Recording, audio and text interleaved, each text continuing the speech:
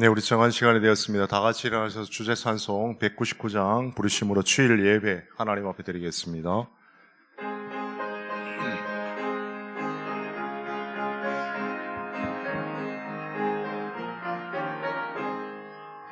나의 사랑하는 책 비록 깨어졌으나 어머니의 무릎 위에 앉아서 재미있게 했던 말 그때를 지금도 내가 잊지 않고 기억합니다.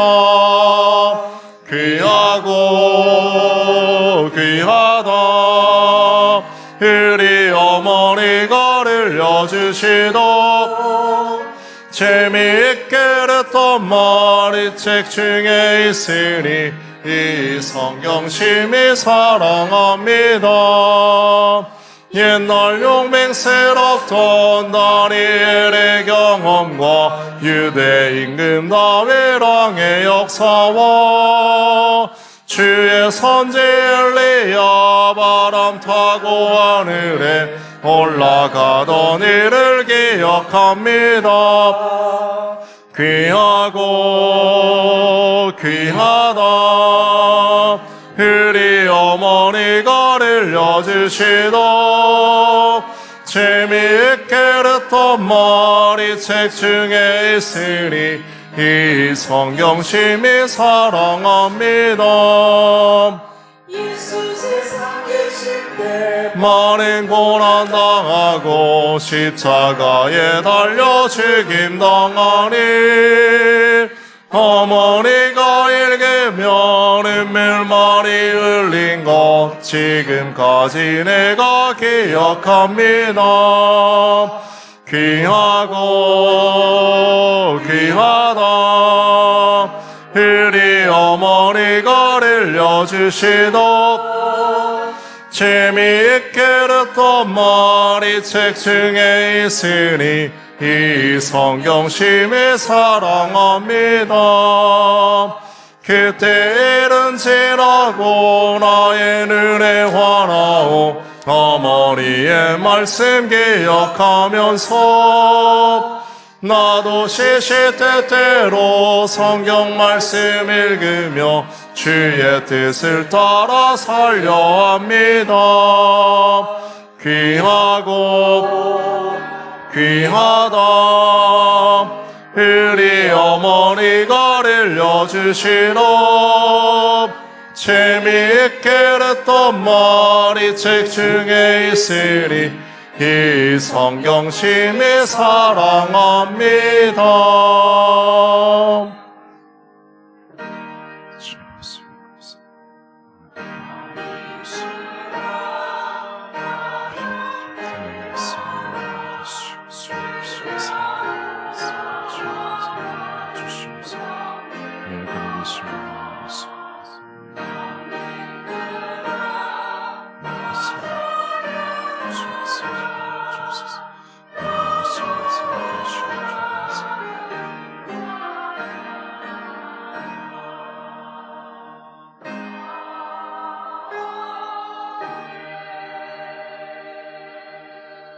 그의 이름이 영구하며 그의 이름이 해와 같이 장구하리로다.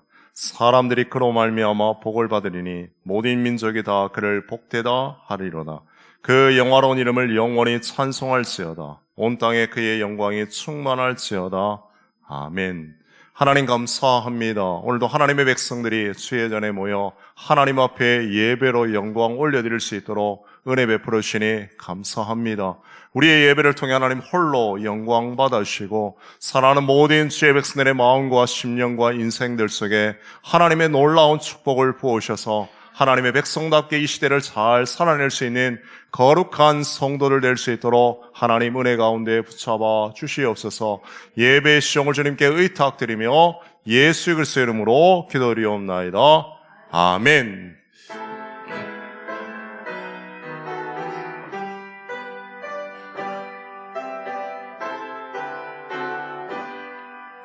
전능왕 오셔서 주 이름 찬송해 하옵소서.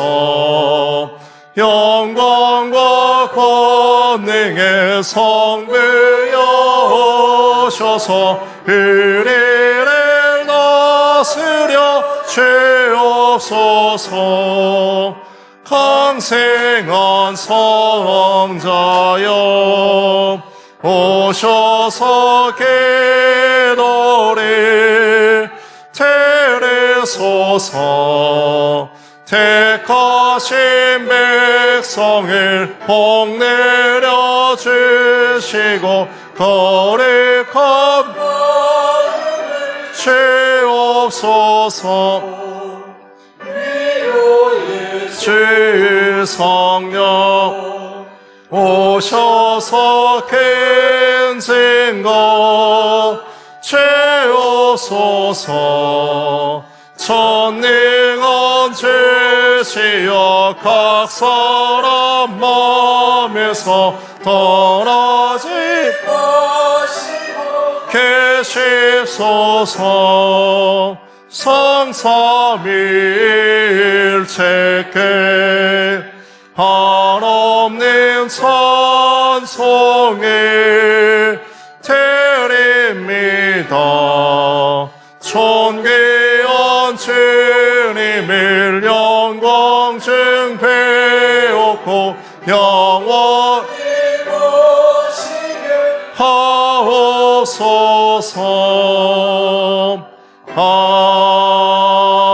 아멘. 교동문 34번입니다.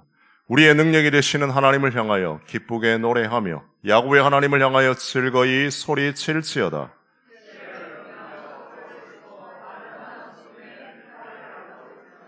초하루와 보름과 우리의 명절의 나팔을 불지어다.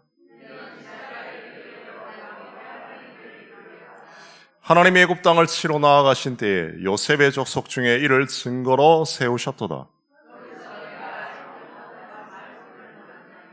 이르시되 내가 그의 어깨에 침을 벗기고 내가 고난 중에 부르짖음에 내가 너를 건졌고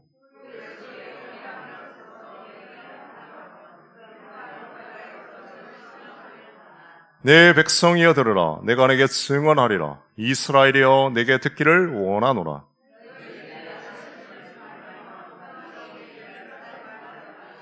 나는 너를 애굽 땅에서 인도해낸 여호와 내 하나님이니 내 입을 크게 열라. 내가 채우리라 하였으나 내 백성이 내 소리를 듣지 않. 이스라엘 나를 원하지 아니하였도다. 아멘. 사도신경으로 다 같이 신앙 고백 드리시겠습니다. 전능하사 천지를 만드신 하나님 아버지를 내가 믿사오며 그 외아들 우리 주 예수 그리스도를 믿사오니 이는 성령으로 잉태하사 동정녀 마리아에게 나시고 본디오 빌라도에게 고난을 받으사 십자가에 못 박혀 죽으시고 장사한 지 사흘 만에 죽은 자 가운데서 다시 살아나시며 한해오로사 전능하신 하나님 우편에 앉아 계시다가 저리로서 산 자와 죽은 자를 심판하러 오시리라. 성령을 믿사오며 거룩한 공예와 성도와 서로 교통하는 것과 죄를 사하여 주시는 것과 몸이 다시 사는 것과 영원히 사는 것을 믿사옵나이다. 아멘.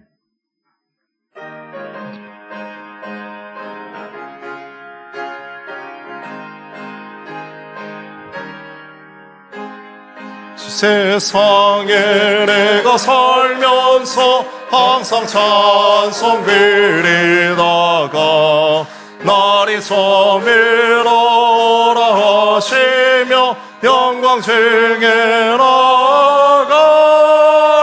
열린 천국문 내가 들어가 세상 짐을 내려놓고 빛난 멸류관 바라쓰고서 주와 함께 길에 설리. 눈물 골짜기 걸으면서 나의 갈 길 다가르에 주의 품 안에 내가 안겨여 영원토록 설레라. 열린 천국문 내가 들어가 세상 짐을 내려놓고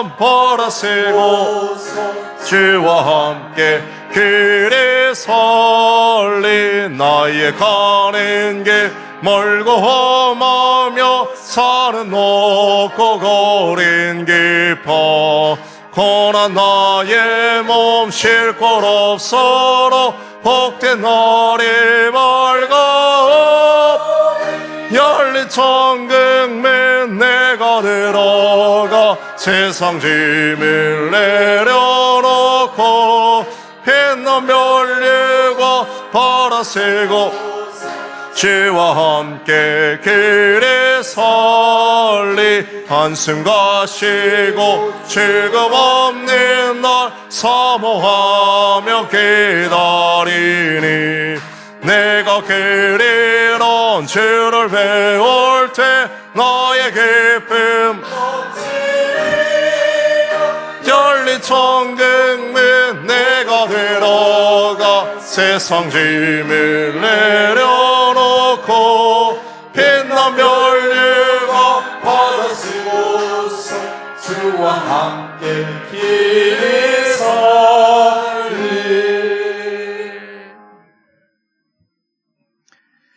사랑과 은혜가 충만하신 하나님 아버지, 오늘도 이 거룩한 주일에 하나님 앞에 나와서 예배드릴 수 있는 은혜 주심을 감사합니다. 하나님을 기뻐하며 영광 돌리기 위해 모인 여기 모든 심령들 위해 성령 충만함으로 채워주시고 이 예배를 기쁘게 받아 주옵소서. 이 시간 하나님의 자녀로서 신실하게 살지 못한 지난 한 주간의 삶을 회개합니다. 세상에서 살아갈 때에 복음에 빛이 되지 못한 저희의 죄악을 용서하여 주옵소서. 주님의 사랑을 전하지 못하고 세상적인 욕심으로 인해 부끄러웠던 저희의 모습을 회개합니다. 이 시간 용서하여 주시고 새롭게 거듭나는 시간 되게 하옵소서. 하나님의 형상을 닮은 우리 모두가 늘 말씀과 기도로 무정하게 하시고 하나님의 형상을 깨뜨리며 살지 않게 하옵소서. 어떠한 마귀의 유혹에도 넘어지지 않게 하시며 승리하는 삶을 살게 하옵소서. 물질의 어려움을 겪고 있는 성도님들 있습니까? 필요를 채워주시고 진로를 위해 어려움을 겪고 있는 청년들의 길을 열어주옵소서. 질병으로 인해 고통받고 있는 성도님의 기도에 치유의 손길로 응답하여 주옵소서. 특히 박명희 군사님의 수술을 받고 지금 병원에서 회복 중에 있습니다. 하나님께서 그의 아픈 부위를 어루만져 주시고 하루속히 회복되어 건강한 모습으로 다시 하나님을 찬양하며 충성할 수 있도록 인도하여 주옵소서. 이 시간 또 나라를 위해서 기도합니다. 지금 이 나라는 여기저기서 사건 사고들이 너무나 많이 일어나고 있습니다. 경제적으로도 온 국민이 너무나 힘든 시기를 보내고 있습니다. 모든 유정자와 지도자들이 지혜를 모아 한 마음으로 나라를 다스리게 하시고 하루속히 이 어려운 시기를 잘 극복해 나가게 하옵소서. 저희 교회를 위해서 기도합니다. 저희 동원교회가 기도와 말씀과 찬양이 넘치는 교회가 되게 하시고 주님의 은혜를 사모하는 모든 성도님들마다 성령의 능력을 체험하며 날마다 성령이 이끌려 주님 앞에 더 가까이 나가는 저들이 되게 하옵소서. 어렵고 힘들어하는 이웃들에게 복된 교회가 되게 하시고 선한 영향력을 끼치는 교회가 되게 하옵소서. 담임 목사님과 부교육자들 그리고 교사들에게 영육간에 간건케 하시고 맡겨진 사역을 넉넉히 감당할 수 있도록 지혜와 능력으로 채워주옵소서. 특별히 지난 주간에는 제 동원교회를 위해 늘 기도하시고 사랑으로 섬겨주셨던 고 금영순 사모님의 천국 환송 예배를 드렸습니다. 늘 성도님들에게 사랑으로 위로해 주시고 몸소 섬김으로 하나님의 사랑을 보여주셨던 사모님을 이제 더 이상 이 땅에서는 볼 수 없지만 그 사모님의 신앙과 희생을 저희들이 본받고 그 신앙의 정신을 이어가게 하옵소서. 인간적인 정으로 인해서 슬픔에 잠긴 유가족들을 위로하여 주시고 사모님의 소원대로 온 가족이 서로 사랑하며 화목하게 신앙생활할 수 있도록 인도하여 주옵소서. 오늘도 이 시간 찬양대의 찬양을 기쁘게 받아주시고 또 안내로 봉사로 또 차량 봉사로 식사당번으로 청수당번으로 여기저기서 묵묵히 수고하며 봉사하는 그 손길들 위에 하늘의 복이 임하게 하옵소서. 저들의 수고를 통해서 우리 교회가 성령으로 충만하여지고 주님의 아름다운 열매가 맺혀지게 하옵소서. 말씀 들고 서신 목사님에게 성령님께서 충만케 역사하여 주셔서 저희의 약하고 상한 심령이 치유되고 강건해지는 이 시간 되기를 원합니다. 예배의 모든 시간 주님 홀로 영광 받으시기 원하오며 예수님 이름으로 기도합니다. 아멘.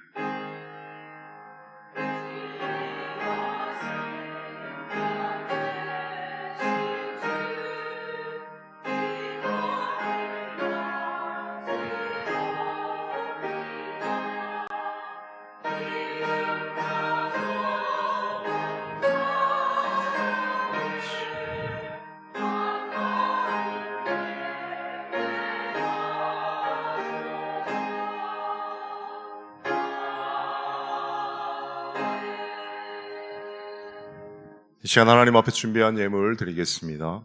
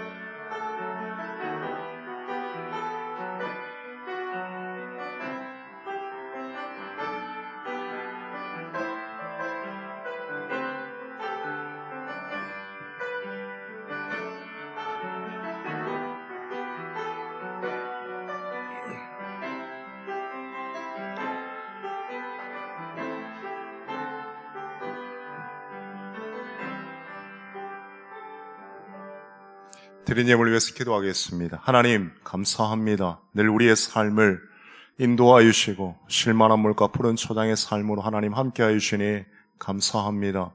또한 하나님 앞에 이렇게 예배의 자로 서게 하시고 영과 진리로 하나님 앞에 예배하고 우리의 필요와 간구를 하나님 앞에 아뢰일 수 있도록 기도할 수 있는 특권과 능력 주시니 감사합니다. 그 모든 감사의 제목을 담아 하나님 우리의 마음으로 물질로 하나님 앞에 드리오니 이 예물을 통해 하나님이 영광 받아주시고 살아가는 모든 죄 백성들의 마음과 심령과 인생들 속에 늘 함께하여 주시고 은혜 베풀어 주시옵소서. 특별히 이 시대를 살아가는 하나님의 백성들이 참 어렵고 힘든 순간을 맞이할 때가 많이 있습니다. 지금까지 하나님께서 인도하여 주셔서 모든 것이 하나님의 은혜였듯이 힘들고 어려운 이 순간들 속에서도 하나님의 은혜 붙잡고 잘 버티고 견딜 수 있는 은혜 위에 은혜를 허락하여 주셔서 늘 하나님의 함께 하심을 경험함으로 사망의 음침한 골짜기에 있어도 하나님이 나와 함께 하신다는 그 믿음으로 넉넉히 이겨낼 수 있도록 날마다 은혜 위에 은혜를 더하여 주시옵소서. 드리고 싶으나 드리지 못한 손길도 하나님 기억하여 주시고 그 마음속에 간절한 소원 하나님 아시오니 그의 상황과 여건을 하나님 열어주셔서 하나님 앞에 함께 물질로 마음으로 드릴 수 있도록 역사하여 주시옵소서. 오늘도 예배 가운데 함께하여 주시고 이 예배를 통하여 하나님의 은혜가 충만하게 보지는 복된 시간 될 수 있도록 하나님 은혜 베풀어 주시옵소서. 감사드리며 예수 그리스도의 이름으로 기도드리옵나이다. 아멘. 교회 소식 알려드리겠습니다. 주보를 참조해 주시면 좋겠습니다. 잠언 성경 쓰기가 계속해서 진행하는 가운데 있습니다. 9월 첫째 주, 둘째 주일날 시상하도록 하겠습니다. 이번 주 토요일 청소와 다음 주일 점심 봉사는 우리 1초가 담당해 주시겠습니다. 오늘 점심에 지정된 장소에서 구역별로 모여서 함께 교제 나누시면 좋겠습니다. 다음 주에는 정기 재직회로 모이겠습니다. 헌금위원회는 박행달 장로님, 김혁권 장로님, 이명승 권사님, 유성화 집사님, 유인 권사님께서 선교 주시겠습니다. 교우동정입니다. 김영숙 권사님이 경산 암양 아파트로 이사하셨습니다. 많은 축하 부탁드리겠습니다. 박미 권사님이 장로님 기도하신 대로 수술 후에 이제 회복 중에 있습니다. 잘 회복될 수 있도록 하나님 앞에 기도의 부탁드리겠습니다. 별세 광고입니다. 지난 주간에 권명순 사모님 그리고 오명희 성도님 남편께서 별세하셨습니다. 많은 위로 부탁드리겠습니다. 특별히 오늘 유가족분들이 함께 예배에 참석하셨습니다. 그래 나가실 때 감사한다는 말 의미로 가정에서 장례하신 가정에서 떡 준비하셨습니다. 공면수는 사모님 가정에서 떡을 준비하셨습니다. 나가실 때 많은 위로 부탁드리겠습니다. 9월 목회 계획입니다. 9월 첫째 주일엔 재직회 및 전기당회로 모이고 10월 주일엔 추석가족 연합 예배로 모이겠습니다. 16일부터 18일 수요일까지는 추석 명절이고 20일 주일에는 구역 모임 주일학교 헌신 예배로 함께 모이겠습니다. 다른 광고는 주보를 참조해 주시면 좋겠습니다. 우리 하나님의 말씀 찾겠습니다. 구약성경 창세기 23장 1절로 9절 말씀까지입니다. 구약성경 29쪽입니다. 창세기 23장 1절로 9절 말씀까지 우리 찾으셨으면 한 절씩 교독하시겠습니다. 제가 1절 말씀 읽겠습니다. 사라가 127세를 살았으니 이것이 곧 사라가 누린 햇수라. 사라가 가나안 땅 헤브론 곧 길갓 아브라함의 집으로 죽으니 아브라함이 들어가서 사라를 위하여 슬퍼하며 애통하다가 그 시신 앞에서 일어나 나가서 헷 족속에게 말하여 이르되 나그네여 거류하는 자이니 당신들 중에서 내가 매장할 소유지를 주어 내가 나의 죽은 자를 내 앞에서 내어다가 장사하게 하시오. 헷 족속이 아브라함에게 대답하여 이르되 내 주여 들으소서. 당신은 우리 가운데 있는 하나님이 세우신 지도자이시니 우리 묘실 중에서 좋은 것을 택하여 당신의 죽은 자를 장사하소서. 우리 중에서 자기 묘실에 당신의 죽은 자 장사함을 금할 자가 없으리이다. 아브라함이 일어나 그 땅 주민 헷 족속을 향하여 몸을 굽히고 그들에게 말하여 이르되 나로 나의 죽은 자를 내 앞에서 내어다가 장사하게 하는 일이 당신들의 뜻일진데 내 말을 듣고 나를 위하여 수알의 아들 에브론에게 구하여 9절 말씀 같이 읽겠습니다. 그가 그의 반머리에 있는 그의 막벨라 굴을 내게 주도록 하되 충분한 대가를 받고 그거를 내게 주어 당신들 중에서 매장할 소유지가 되게 하기를 원하노라 하매. 이 시간 우리 할렐루야 찬양대에 찬양으로 영광 올려드리겠습니다.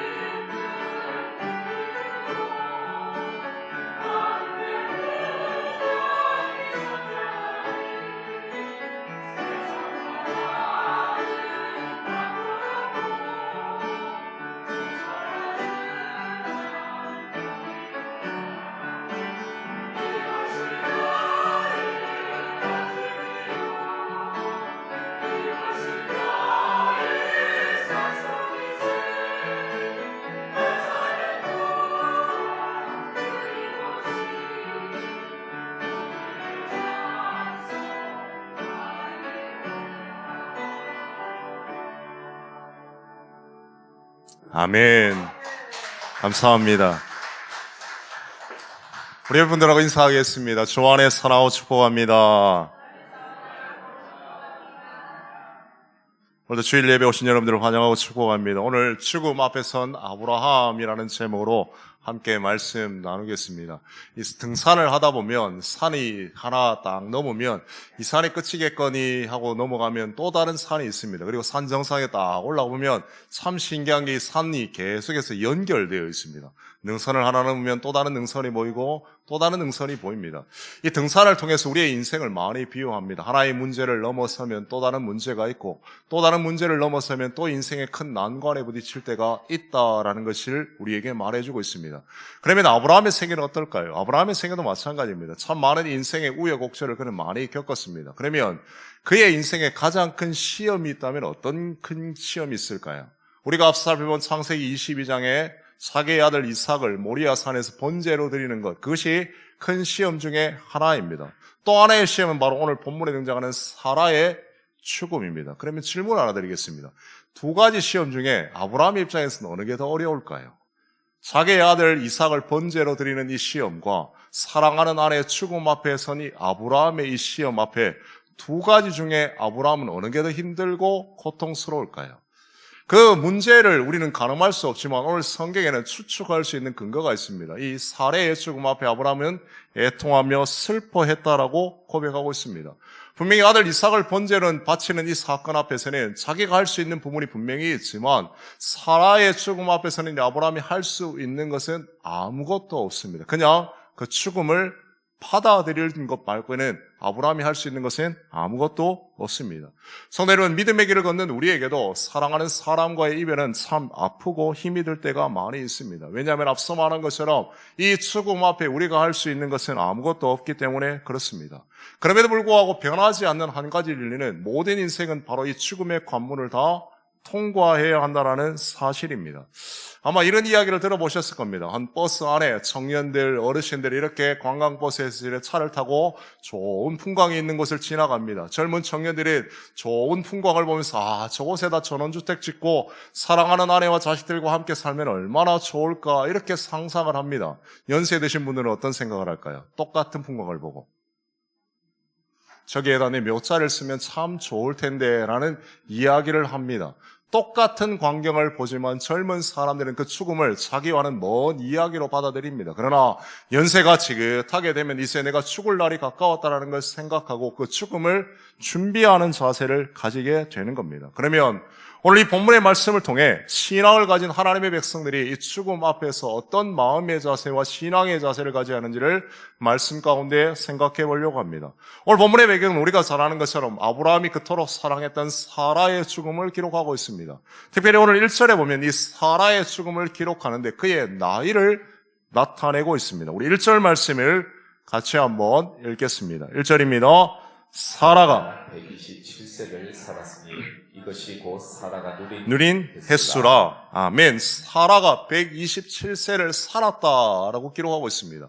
고대 근동의 아이, 여인들은 어떤 의미로 보면 사람 대접을 잘 받지 못했습니다. 더욱이 성경에는 여인의 죽음을 기록한 장면이 드뭅니다. 더 나아가 그 여인의 죽음의 나이를 기록한 것은 더 드뭅니다. 그런데 오늘 본문에는 사라의 죽음이 127세를 향유하고 살았다라고 기록하고 있습니다. 그러면 왜 성경은 사라의 죽음의 나이를 기록해 놓았을까요? 대다수는 그 나이를 언급하지 않습니다. 아브라함의 나이가 당시 137세였다면 한 70년 동안 이 아브라함과 사라는 동고동락하는 삶을 살았습니다. 그리고 성경이 사라의 나이를 기록한 이유는 사라 역시도 아브라함처럼 믿음의 선한 싸움을 살아왔다는 것을 보여주기 위해서 1절에 그의 나이가 127세라고 표현하고 있습니다. 즉, 그는 127년 동안 이 믿음의 선한 싸움을 잘 살아온 겁니다. 그렇게 사랑하는 아내 사라와 함께 믿음의 여정길을 잘 살아오다가 70년 동안 동고동락했던 사랑하는 아내를 먼저 보내는 아브라함은 상실감과 깊은 슬픔을 느꼈습니다. 그 장면이 오늘 2절 말씀에 기록되어 있습니다. 사라가 가나안 땅 헤브론 곧 기럇 아르바에서 죽음에 아브라함이 들어가서 사라를 위하여 슬퍼하며 애통했다라고 기록합니다. 슬퍼의 슬픔만 아니라 애통했다라고 표현합니다. 애통이라는 말은 우리가 아는 것처럼 깊은 슬픔과 깊은 고통을 표현할 때 애통이라는 말을 씁니다. 그런데 이 아브라함에게 이 죽음은 처음이 아니었습니다. 우리가 아는 것처럼 하란에서 자기의 형이자 자기의 조카 롯의 아버지인 하란을 잃었습니다. 더 나아가 데라와도 이 하란 땅에서 사별을 했습니다. 즉 아브라함의 생애 가운데 죽음은 이번이 처음이 아니었습니다. 그럼에도 불구하고 이 아브라함은 이 사라의 죽음 앞에 큰 고통과 큰 애통함을 느꼈습니다.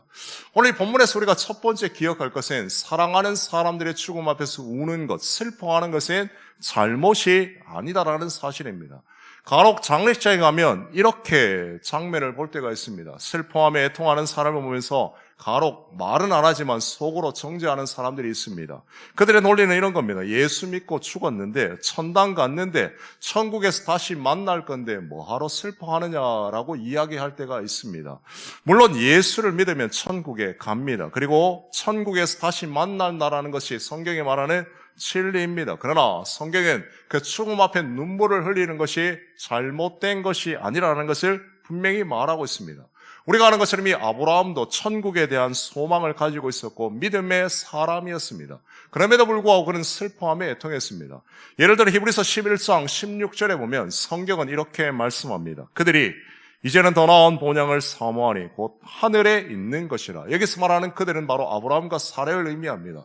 그들은 이 땅을 삶을 살았지만 저 천국을 소망하는 삶을 살았습니다. 그럼에도 사랑하는 아내 사라의 죽음 앞에 아브라함은 애통하고 슬피 울었다라고 기록하고 있습니다.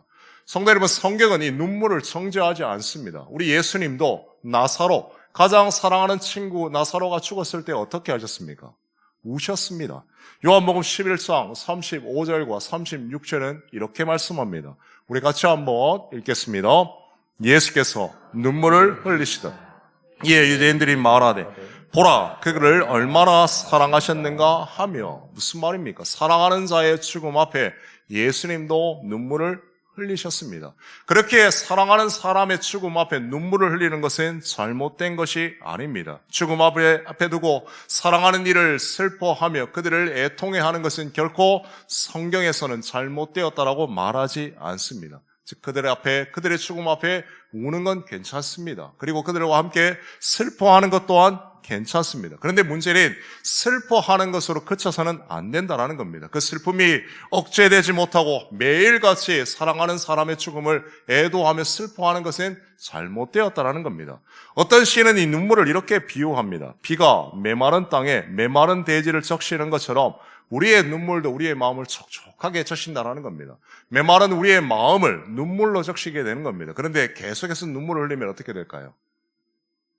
잘못되었다는 겁니다. 마른 땅에 계속해서 비가 내리면 그 땅에 쓰지 못하는 것처럼 눈물도 흘려야 될 때가 있지만 멈추어야 될 때가 있다는 사실입니다. 자, 오늘 본문의 아브라함을 보십시오. 사랑하는 아내 사라의 죽음 앞에 슬퍼하며 애통했습니다. 그리고 거기서 끝이 아닙니다. 그 죽음 앞에 자기가 해야 될 일을 준비하고 있습니다. 우리 3절 말씀을 같이 한번 보겠습니다. 우리 3절 말씀 같이 읽겠습니다. 그 시신 앞에서 일어나 나가서 헷 족속에게 말하여 이르되 슬퍼하며 애통하는 것을 그치는 것이 아니라 사례의 죽음을 받아들입니다. 이제 그 장례를 준비하기 위해서 헷 족속에게 나가서 이제 매장할 소유지를 사기 위해서 그들과 만납니다. 그 장면이 오늘 4절 말씀에 기록되어 있습니다. 제가 읽어드리겠습니다. 나는 당신들 중에 나그네요 거리워하는 자이니 당신들 중에서 내게 매장할 소유지를 주어 내가 나의 죽은 자를 내 앞에 내어다가 장사하게 하시오 라고 기록합니다. 헷 족속에 찾아가서 땅을 구입하기를 원합니다. 그러면서 그가 그 헷 족속 사람들에게 자기를 어떻게 소개하느냐라는 것을 주목해 볼 필요가 있습니다. 4절에 보면 자기를 이렇게 소개합니다. 나는 당신들 중에 거하는 나그네요 거리하는 자다라고 기록합니다. 헷 땅에서 아브라함이 몇 년을 살았을까요? 60년을 살았습니다. 그리고 그의 나이는 앞서 말한 것처럼 130살 정도가 되었습니다. 60년 정도 한 땅에 살면 보통 사람은 어떻습니까? 이 땅은 내 고향이다 이렇게 말할 법도 한데 아브라함은 그렇게 말하지 않습니다. 나는 나그네다 거류하는 자다라고 이야기를 합니다. 왜 이런 고백을 했을까요? 이 사례의 죽음 앞에 자기도 장차 이 죽음의 관문을 통과해야 된다는 사실을 깨닫게 된 겁니다. 더 나아가 내가 이 땅 가운데 영원히 살 것이 아니라 나그네 인생을 살고 있다는 신앙의 고백을 지금 이 아브라함이 하고 있습니다. 나도 언젠가는 죽음의 문 앞에 서야 하는구나. 이 모든 삶이 나그네의 삶이구나라는 것을 사랑하는 아내 사레의 죽음을 통해서 이 아브라함은 깨닫게 된 겁니다. 성도는 우리의 삶도 마찬가지입니다. 처음 설교 서두에 말한 것처럼 모든 인생은 이 죽음의 관문 앞에 서게 됩니다. 아마 50년 후에 이 성전에 앉아있을 사람이 몇 명이나 될까요? 제 자신도 자부할 수 없습니다. 우리 모두는 이 인생의 마지막 종착지를 잘 알고 있습니다. 그러나 그 종착지에 대해서 오늘 성경은 우리에게 위로를 주는데 고린도후서 5장 1절 말씀은 이렇게 고백하고 있습니다. 만일 땅에 있는 우리의 장막집이 무너지면 하나님께서 지으신 집, 곧 손으로 지은 것이 아니요 하늘에 있는 영원한 집이 우리에게 있는 줄 아나니. 이 땅의 삶이 영원한 삶이 아니라 저 천국 본향의 삶이 영원한 삶이다라는 것을 이야기해놓고 있습니다. 즉 우리의 집이 지금 장막집이다라고 말합니다. 요즘 말로 얘기하면 모델하우스입니다. 모델하우스에서 영원토록 사는 사람은 없습니다. 철거가 되고 또 다른 모델하우스가 생기게 되는 겁니다. 그러나 천국의 본향의 삶, 그것이 바로 우리가 장차 이 땅 가운데 영원히 누리게 될 소망의 삶이다라는 것을 우리에게 말해주고 있습니다. 성도 여러분, 믿음의 삶이 무엇일까요? 믿음으로 산다라는 것이 무엇일까요? 오늘 본문에 적용해 보면 이 땅의 삶이 전부가 아니라 영원한 땅, 본향이 있다라는 것을 믿는 겁니다. 빌립보서 3장 20절에 보면 사도 바울이 이런 고백을 합니다. 우리 같이 한번 읽겠습니다. 그러나 시민권은 하늘에 있는 신, 거기로부터 구원하는 자, 곧 주 예수 그리스도를 기다리노니. 아멘. 우리의 시민권이 이 땅에 있는 것이 아니라 하늘에 있다. 그리고 저 하늘을 바라보며 사는 삶이다라고 고백합니다. 그러면 천국을 소망하는 삶, 하늘을 기대하며 하늘을 소망하는 자의 삶은 이 땅 가운데 어떤 삶을 살까요? 간혹 천국에 소망을 가지는 사람은 이 땅의 삶이 아무 부질없다, 그렇게 막 사는 사람들이 있지만 성경적이지는 않습니다. 분명히 천국을 소망하는 자의 삶은 이 땅 가운데 최선을 다하는 자의 삶입니다. 앞서 읽은 빌립보서 3장 20절 바로 앞구절에 보면 사도 바울이 나는 천국을 소망한다라고 말하면서 그가 이 땅 가운데 어떤 삶을 살았는지를 이렇게 고백합니다. 빌립보서 3장 13절과 14절 말씀입니다. 형제들아, 나는 아직 내가 잡은 줄로 여기지 아니하고 오직 한 일, 즉 뒤에 있는 것은 잊어버리고 앞에 있는 것을 잡으려고 표대를 향하여 그리스도 예수 안에서 하나님이 위에서 부르신 부름의 상을 위하여 달려가노라. 무슨 말입니까? 지금 사도 바울은 천국의 시민권자로서 이 땅의 삶을 살아가는데 그냥 나태하거나 게으른 삶을 사는 게 아니라 최선을 다해 표대를 향하여 믿음의 삶을 살아왔다라는 것을 그는 고백하고 있습니다. 즉 그가 이 땅 가운데 최선의 삶을 산 이유는 하늘의 시민권자이기 때문에 그렇습니다. 원래 이 아브라함도 마찬가지입니다. 사라의 죽음 앞에 그가 깨달은 것은 이 땅의 삶이 내가 영원히 거할 처소가 아니구나. 저 천국의 본향이 내가 살아가야 할 것이구나라는 것을 깨닫게 된 것입니다. 그러므로 성도 여러분, 우리가 천국을 소망한다라는 것은 더 나아가 내세를 바라보면서 하나님을 소망한다는 그 삶은 이 땅 가운데 최선을 다해 삶을 살아가는 겁니다. 내게 주어진 일, 내게 주어진 사명, 소명, 그 모든 것들을 굳게 붙잡고 최선을 향해 달려가는 삶이 바로 천국을 소망하는 자의 삶의 모습입니다. 또 하나 오늘 본문에서 우리가 생각할 것은 이 죽음 앞에 섰을 때 우리가 어떻게 기억될 것인가에 대한 생각입니다. 우리가 어떤 사람의 죽음 앞에 섰을 때 그 죽음을 통해서 나의 삶이 이후에 남아있는 사람들에게 어떻게 기억될 것인지, 오늘 성경에는 사라의 죽음, 그 이후의 삶은 표현되지 않습니다. 그러나 아브라함의 모습을 통해서 우리는 그것을 유추해 볼 수 있습니다. 자, 창세기 23장 5절과 6절 말씀을 한번 보겠습니다. 헷 족속의 아브라함에게 대답하여 이르되 내 주여 들으소서. 당신은 우리 가운데 있는 하나님이 세우신 지도자이시니 우리 묘실 중에서 좋은 것을 택하여 당신의 죽은 자를 장사하소서. 우리 중에서 자기 묘실에 당신의 죽은 자 장사함을 금할 자가 없으리다. 자, 헷 족속에 가서 땅을 사기 위해 갑니다. 그리고 헷 족속이 아브라함을 향해서 어떻게 말하고 있는지를 한번 보십시오. 이렇게 말합니다. 내 주여 들으소서. 당신은 우리 가운데 있는 하나님이 세우신 지도자입니다. 여기서 말하는 내 주라는 말은 히브리 원문에 찾아보면 내 왕이라는 표현입니다. 앞서 말한 것처럼 해 땅에서 60년을 살면서 아브라함이 어떤 삶을 살았는지 이 한 구절 속에서 우리는 충분히 유추할 수 있습니다. 어떤 삶을 살았을까요? 하나님이 세우신 지도자, 내 주여, 왕 같은 삶을 살았다는 것을 이 성경은 우리에게 말해주고 있습니다. 즉, 그 땅 가운데 이 아브라함의 삶을 사면서 그들에게 정말 자신의 실리나 이익을 위해서 사는 게 아니라 하나님의 뜻 가운데 순복하고 하나님을 드러내는 삶을 살았기 때문에 해쪽 속에 있는 많은 사람들이 이 아브라함을 향해 내 주여, 당신은 하나님이 세우신 지도자다라고 그런 고백을 듣게 되는 겁니다. 성도는 분명히 아브라함의 삶은 믿음의 삶이었습니다. 그 가운데 연약하여 쓰러지기도 하고 넘어지기도 했습니다. 그러나 그는 늘 하나님의 말씀을 붙잡았고 하나님 중심의 삶을 살았습니다. 그렇게 오늘 성경은 주위 사람들로부터 아브라함이 내 주여라고 그런 칭찬을 듣게 되는 겁니다.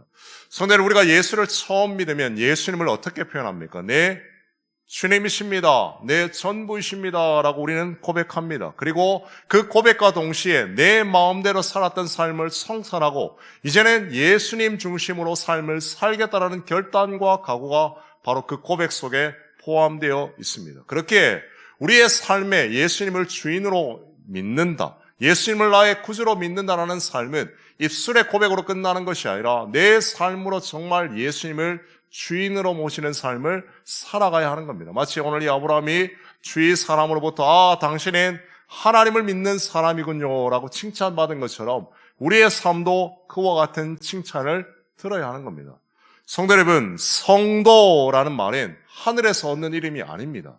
이 땅 가운데서 우리가 살아가야 할 이름이고 이 땅 가운데서 우리가 불려질 명칭입니다. 성도는 하나님의 거룩한 백성입니다. 그리고 이 성도의 삶은 천국에서 누리는 삶뿐만 아니라 이 땅 가운데 천국을 이미 살아가는 삶의 신앙의 고백이 바로 성도라는 말 속에 포함되어 있습니다. 바로 아브라함은 그런 삶을 살았습니다.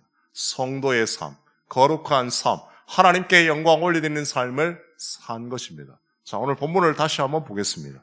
우리 23장 7절 말씀을 한번 보겠습니다. 23장 7절 말씀 제가 읽어드리겠습니다. 아브라함이 일어나 그 땅 주민 헷 족속을 향하여 몸을 굽혔다. 12절도 한번 보십시오.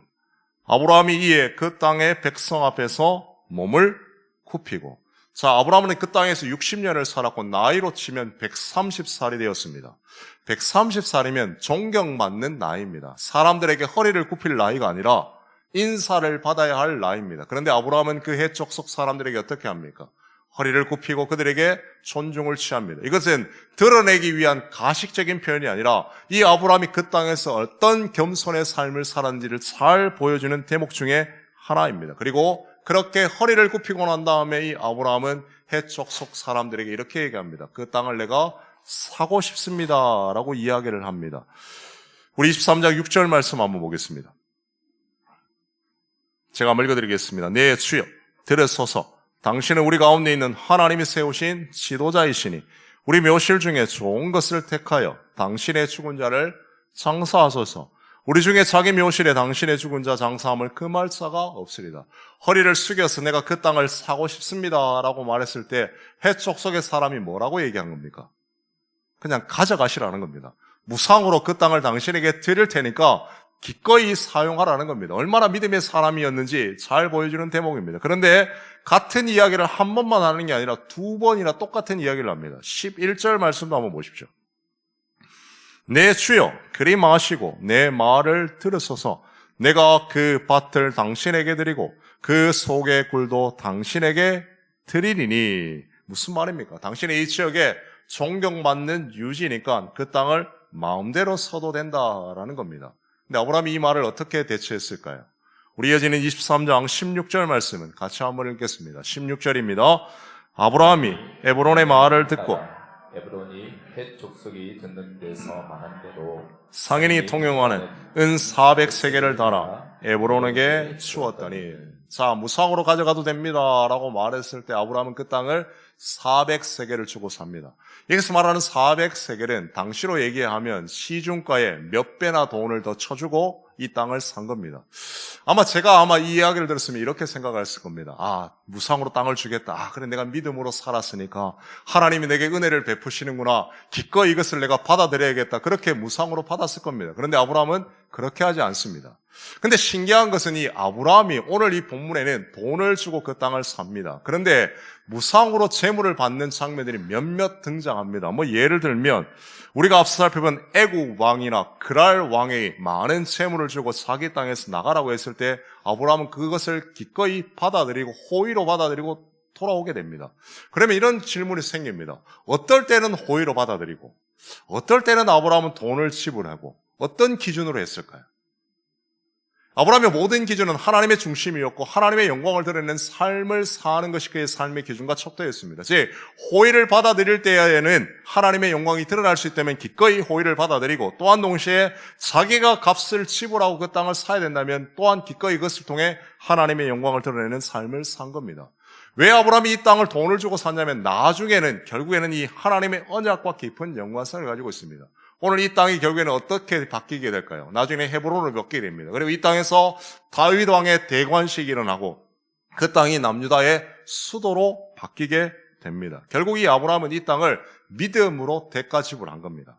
그냥 충분히 무상으로 그 땅을 살 수 있지만 하나님의 언약 바라보고 믿음으로 대가를 지불한 겁니다. 그리고 그 땅을 그냥 공개적으로 사게 됩니다. 우리 13절 전반절 말씀입니다. 그 땅에 백성이 듣는 데에서 에브론에게 말하여 이르되 18절도 이렇게 말합니다. 성문에 들어온 모든 핵 족속이 보는 데서 무슨 말이냐면 그 땅을 사는데 값을 지불하고 사는데 그냥 비밀리에 사는 게 아니라 모든 사람들이 다 보는 땅에서 그 땅을 산 겁니다. 요즘 말로 얘기하면 공개석상에 가서 공증을 한 겁니다. 이 땅은 내 땅입니다 라고 모든 사람에게 다 알린 겁니다. 왜 그랬을까요?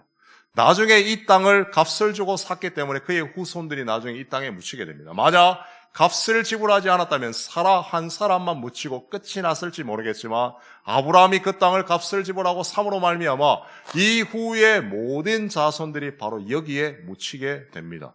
나중에 야곱이 죽기 전에 요셉에게 이렇게 유언을 남깁니다. 창세기 49장 29절과 31절 말씀입니다. 그가 그들에게 명하이르되 내가 내 조상들에게 돌아가리니 나를 헷사람 에브론의 밭에 있는 굴에 우리 선조와 함께 장사하라.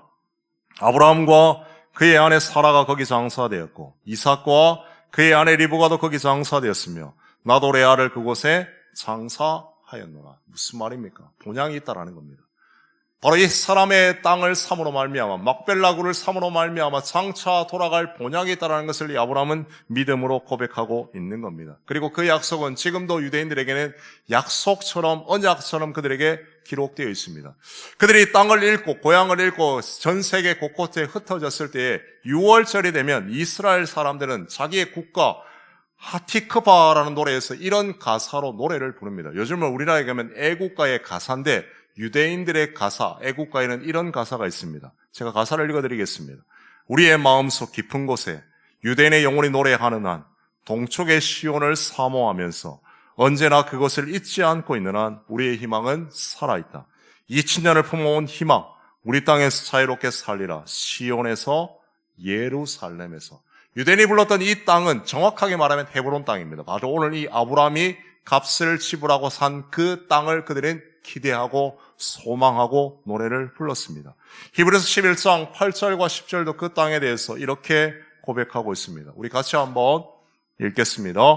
믿음으로 아브라함 받았을 때 순종하여 장래의 유업으로 받을 땅에 나아갈새 갈 바를 알지 못하고 나아갔으며 이는 그가 하나님이 계획하시고 지으실 터가 있는 성을 바라봅니다. 아멘.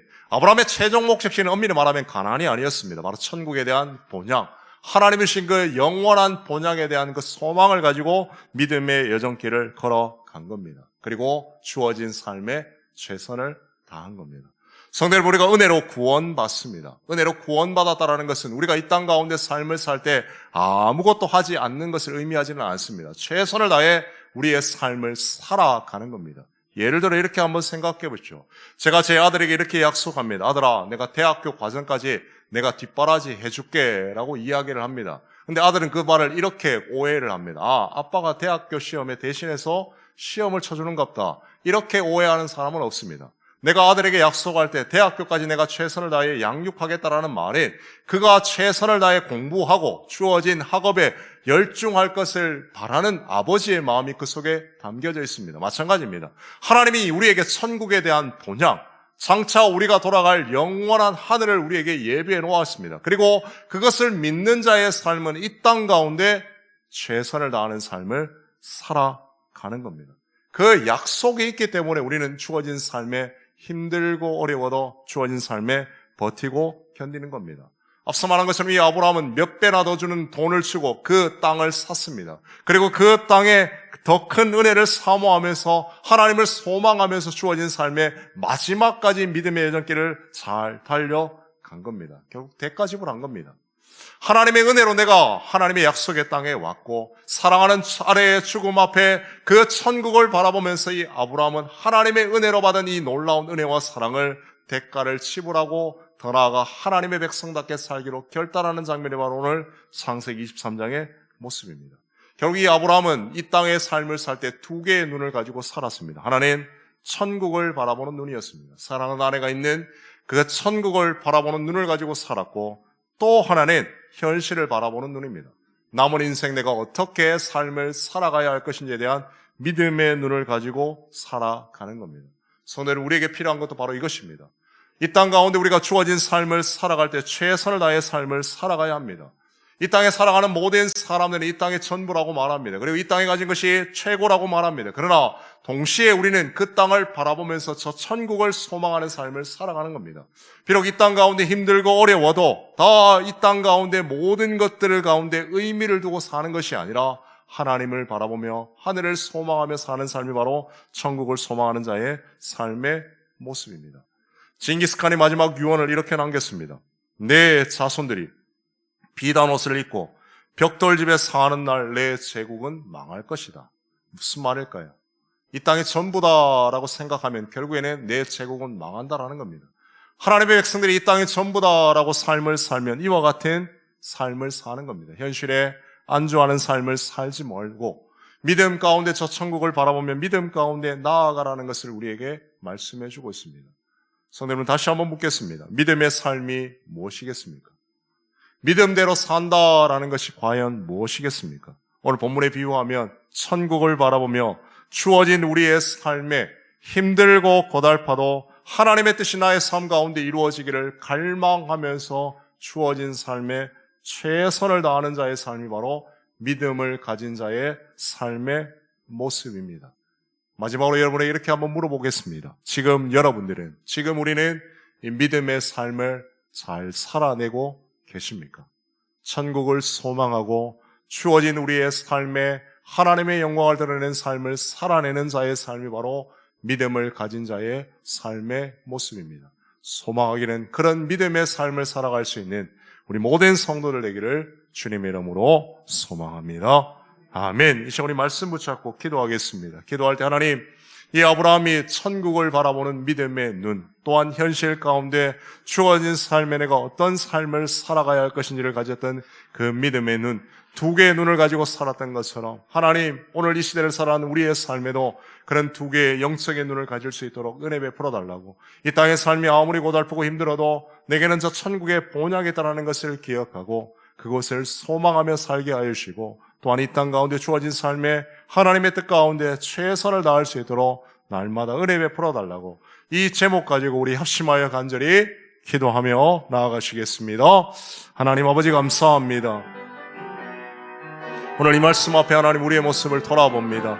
천국을 소망하는 자의 삶, 아브라함이 사라의 죽음 앞에 슬퍼하며 애통했지만 그것이 끝이 아니라 장차 이 땅 가운데 내가 거할 나그네라는 삶을 그는 기억하며 나아갑니다. 하나님, 우리 모든 성도들의 삶이 비록 이 땅의 삶이 고달프고 힘들더라도 저 천국이 있다는 것을 기억하고 믿음의 삶을 잘 살아낼 수 있도록 도와주시옵소서. 믿는 자의 삶, 내세를 소망하는 자의 삶이 그냥 이 땅 가운데 방관하는 삶이 아니라 하나님 주어진 삶에 최선을 다하는 삶이라는 것을 오늘 말씀 가운데 깨닫게 해주셨사오니 그의 삶을 잘 살아낼 수 있도록 믿음의 믿음을 우리 가운데 더하여 주시옵소서. 그래서 하나님 아버지, 이 땅의 삶이 고달프고 힘들더라도 주님 주신 그 천국을 바라보며 묵묵히 한 걸음 한 걸음 믿음의 삶을 내드릴 수 있는 우리 모든 성도를 낼 수 있도록 하나님 은혜 위에 은혜를 더하여 주시옵소서. 우리 모두는 이 죽음의 관문 앞에 다 서야 합니다. 그 누구도 피해갈 수 없는 것이 이 죽음입니다. 이 죽음을 우리가 늘 생각하며 인생의 무성함을 생각하고 또한 동시에 우리의 삶 가운데 하나님의 은혜를 기억하며 나아갈 수 있는 우리 모든 성도를 낼 수 있도록 하나님 은혜 더하여 주시옵소서. 사랑과 은혜가 많으신 하나님 감사합니다. 오늘도 말씀을 통해 하나님의 마음과 뜻을 깨닫게 하시니 감사합니다. 사라의 죽음 앞에 아브라함은 애통하고 슬퍼했지만 그것이 끝이 아니라 저 천국을 바라보며 나도 저 문 앞에 서야 한다는 것을 기억하고 저 천국 소망을 가지며 주어진 믿음의 삶을 잘 살아낸 것처럼 하나님 이 시대를 살아가는 모든 하나님의 백성들에게도 그와 같은 은혜와 믿음을 허락하여 주시옵소서. 이 땅의 삶이 전부가 아니라 내가 돌아갈 저 천국 본향이 있다는 것을 기억하고 그것을 믿기에 주어진 이 삶 가운데 하나님의 영광을 드러낼 수 있는 하나님의 백성들이 될 수 있도록 은혜 위에 은혜를 더하여 주시옵소서. 모든 것 주님께 의탁드리며 예수 그리스도 이름으로 기도드리옵나이다. 아멘. 우리 다 같이 일어나셔서 찬송가 488장 찬양드리겠습니다.